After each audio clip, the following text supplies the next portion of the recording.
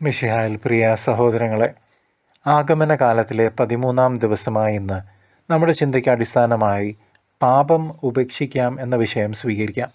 കർത്താവിൻ്റെ വരവിനായി നാം ഒരുങ്ങുമ്പോൾ നമ്മുടെ ജീവിതത്തിൽ ഏറ്റവും പ്രധാനമായി ചെയ്യേണ്ടത് പാപത്തെ ഉപേക്ഷിക്കുക എന്നതാണ്. യോഹന്നാൻ സ്നാപകൻ മരുഭൂമിയിൽ മുഴക്കിയ പ്രധാന സന്ദേശം മാനസാന്തരപ്പെടുവീൻ എന്നായിരുന്നു. മിശിഹായുടെ വഴിയൊരുക്കാൻ യോഹന്നാൻ ആവശ്യപ്പെട്ടത് ഹൃദയത്തിൻ്റെ യഥാർത്ഥമായ മാറ്റമാണ്. പാപം നമ്മെ ദൈവത്തിൽ നിന്ന് അകറ്റുന്നു, നമ്മുടെ ആത്മീയ കാഴ്ചയെ മറയ്ക്കുകയും ചെയ്യുന്നു.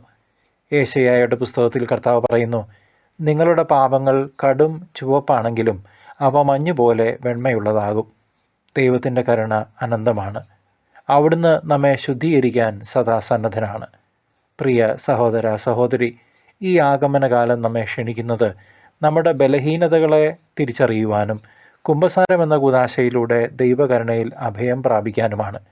ലൗകികമായ ആസക്തികളും അഹങ്കാരവും ഉപേക്ഷിച്ച് എളിമയുള്ളവരായി ക്രിസ്തുവിനെ സ്വീകരിക്കാൻ നമുക്ക് തയ്യാറെടുക്കാം. നീതിയുടെയും സമാധാനത്തിൻ്റെയും രാജാവായി വരുന്ന കർത്താവിനെ സ്വീകരിക്കാൻ വിശുദ്ധമായ ഒരു ഹൃദയമാണ് നമുക്ക് ഓരോരുത്തർക്കും ആവശ്യം. നിങ്ങൾക്കും എനിക്കും.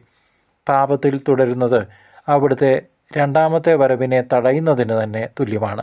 അതിനാൽ പാപത്തെ ഉപേക്ഷിച്ച് പ്രാർത്ഥനയിലും പരിത്യാഗത്തിലും വളർന്ന് കർത്താവിന് വേണ്ടി നമുക്ക് വഴിയൊരുക്കാം. അവിടുത്തെ മഹത്വപൂർണ്ണമായ രണ്ടാം വരവിനായി യോഗ്യതയോടെ കാത്തിരിക്കാം. ആമേൻ.